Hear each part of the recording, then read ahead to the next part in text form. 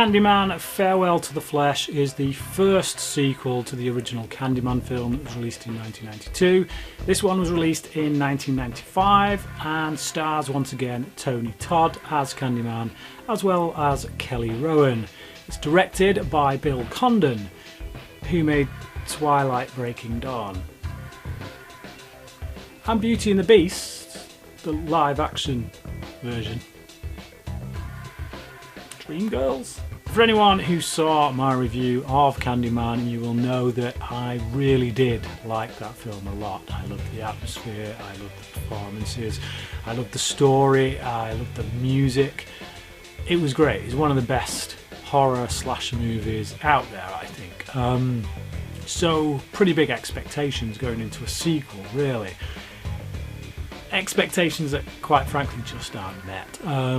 This, I'll say up front, this is a solid sequel. When you look at slasher movies and you look at the way that sequels tend to go in slasher movies, I would say this is a pretty solid effort. But given just how good that first film was in this particular slasher series, this is a very big step down. The biggest disappointment, and I knew this going in anyway, I have seen this film before a long time ago, is the fact that we don't get Virginia Madsen back. We don't even follow her character's story at all now. We got that great ending with her coming back from the dead, and that's it. It's done, they've washed their hands of it, they're moving on to a different character. The character in question is Annie, a kind of school teacher. She's kind of looking after these kids that don't really have anyone else. She's kind of guiding them and whatnot. And it takes place in New Orleans. So we're completely away from Cabrini Green, which was in Chicago, and we've been moved to New Orleans. So we get this backstory of Candyman, which we heard in the first film, but we kind of see it here, and it's all a bit muddled because I can't tell if they're trying to say that that stuff that happened to Candyman that made him who he was happened in New Orleans, or did it happen in Cabrini Green and then he was taken to New Orleans? I don't know. From what I can gather, and this I will freely admit is because I read the synopsis afterwards on Wikipedia, is that the stuff with his death takes place at Cabrini Green, and then the mirror which his soul was put into was then taken back to his hometown, which was in New Orleans, by the woman that he got pregnant, this Caroline. I don't think it's made quite as clear as it could have been. So you kind of feel like you're chasing your tail a bit, trying to work out the bits and pieces, which isn't a great thing, really, is it? If you're going to have a story, make it good for us to be able to follow it. Just one more quick point to make about that scene, actually, in which Candyman is essentially created. So this, the bit where Daniel Robital is murdered. It didn't kind of happen the way I envisioned it. It did and it didn't. The primary thing is the bees. Like in my head, when the story was being told by Purcell in the original film, I imagined them kind of smearing this honey all over him, and the bees being very close, and that being their intention. Because if that wasn't their intention, then they are just a bunch of people smearing honey over someone. Whereas here in this scene, the way it plays out, the people that are doing this whole smearing seem quite shocked when all these bees arrive. They seem quite horrified by it. It's like, wasn't that your intention? And the special effects on that as well are a little bit don't quite work, look a bit cheesy. I guess it is that thing that in the original film they created this image in your mind by telling you the story, and Purcell's delivery of that story worked so well. And you remember we had that framing of Virginia Madsen's eyes, kind of this glow of light on her eyes as she's listening to this story, and it captures you and it builds these images in your mind. And I think seeing it play out on film, it kind of loses something. I think loses some of the impact that it once had. This character of Annie is also a big step down from the character that we got with Virginia Madsen in the first film. On paper, I can see that, you know, yeah, she's a strong, independent woman. She's helping these children and this, that, and the other. They make her husband a bit of a bumbling buffoon. Her husband is played by Timothy Carhart, an actor that I quite like. He's not a big name or anything, but he was in a very good episode of The X-Files. He was in Thelma and Louise, and you know, he's got some talent. But here I feel like he's wasted. That talent is wasted because they just make him this bumbling buffoon. And I feel like it was that kind of period in the 90s where, in order to make a woman seem even more strong and independent, you have to make the guy that she's with a bumbling buffoon, a bit of a wimp, and it's just, I don't get why you can't have both. You know, if there's one thing that the X-Files showed us, it's that you can have strong and independent men and women working together and making each other stronger. You get the character of Purcell back at the beginning of this film. It's nice to see him pop up here. I kind of liked the little scene that he had in the original film, and his death kind of kicks off proceedings in this one. Yeah, it's good to see him kind of test the old theory of saying Candyman's name in a mirror 5 times. It kind of sets the stall out early on for what this film is that maybe the other one wasn't, which is basically a slasher film. We've gone full-on slasher territory now. Like if you checked out the Scream Stream series of reviews, we all reviewed Candyman, each member of Scream Stream, except Lindsay, unfortunately. She had technical difficulties, but we all reviewed Candyman, and I think it was CP really was the only one who was a bit disappointed with that original film because he went into it expecting a slasher, and instead what he got was a slow burn kind of drama / horror film with slasher elements. I think here they're clearly going for that slasher market. They've said, right, we're coming back, we're in slasher territory now.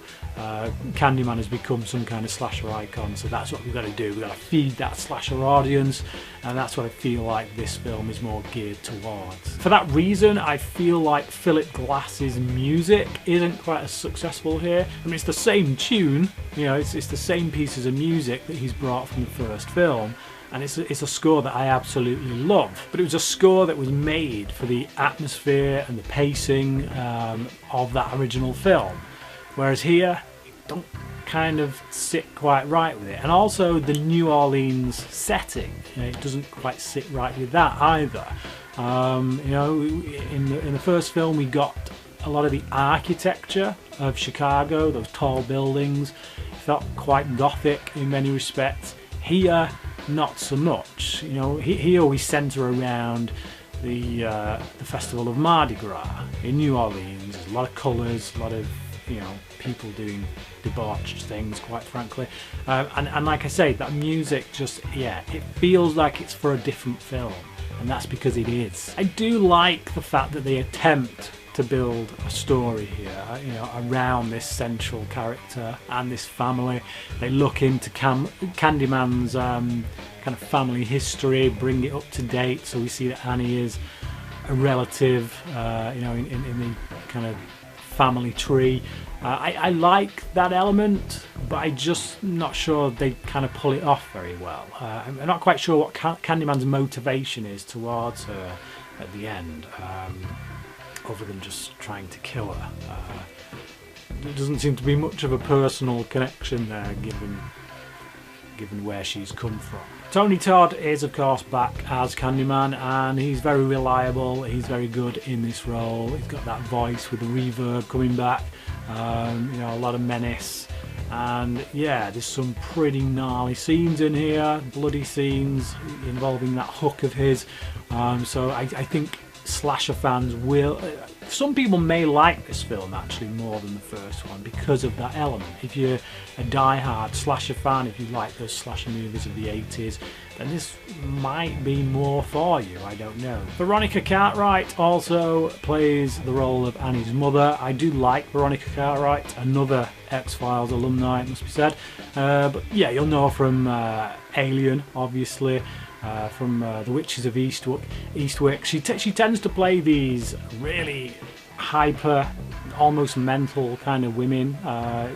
If you want someone to go hysterical, she's your go-to woman. She's quite subdued here in this film compared to what I'm normally, used to seeing her play. She does get one moment of hysteria, but given the moment, it's needed. It's understandable. Another thing that the first film did so well was building the story on these themes. There were a few themes that kind of came out of each scene, and the film played with those themes throughout its running time.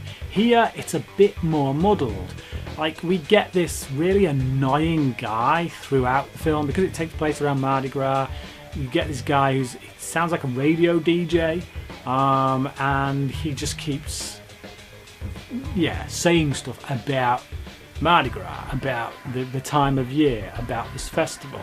And you feel like that's supposed to feed in some way into the themes of the film, but it's not exactly clear what the themes of the film are. My biggest guess is that it's talking about excess, people's excess, setting it at, because Mardi Gras, the whole point of Mardi Gras when it was first set up, was that it took place on Shrove Tuesday.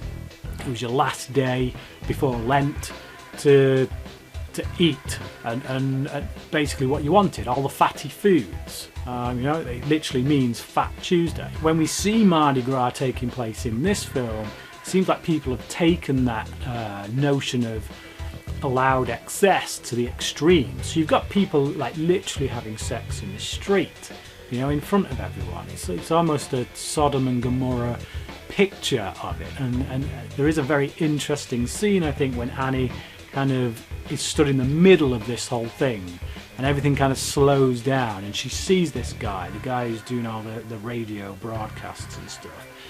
And there's a bit of a moment of acknowledgement there between them, and it is almost like this idea that the world's excess calls for somebody like Candyman to come and dish out punishment, I guess. But like I say, I'm literally just spitballing that right now because the themes, I think, just aren't really that clearly spelled out.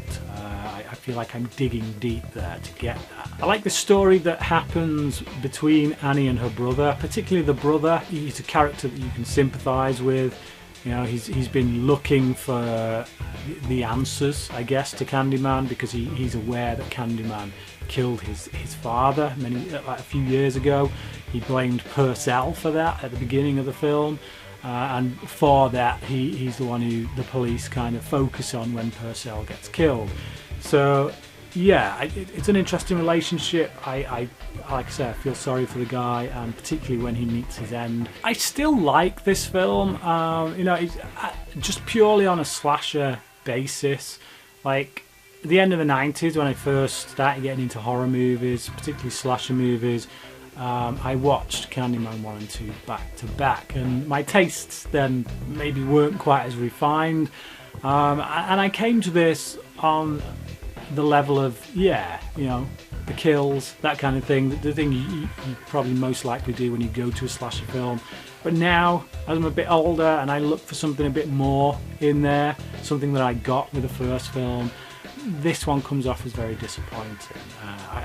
If I'm going to come to it, if I'm going to stick it on and watch it, I will literally come to it on its own terms, which is almost like a throwback to the 80s slashers, but beyond that, it's not that impressive. I want to give it a 3 out of 5. Like I say, it's enjoyable. It moves along quite nicely, but I just find myself always comparing it to the first one. It is entertaining. I'm never bored. I'll say that much. I'm never bored. You know, it's not a slog in that sense.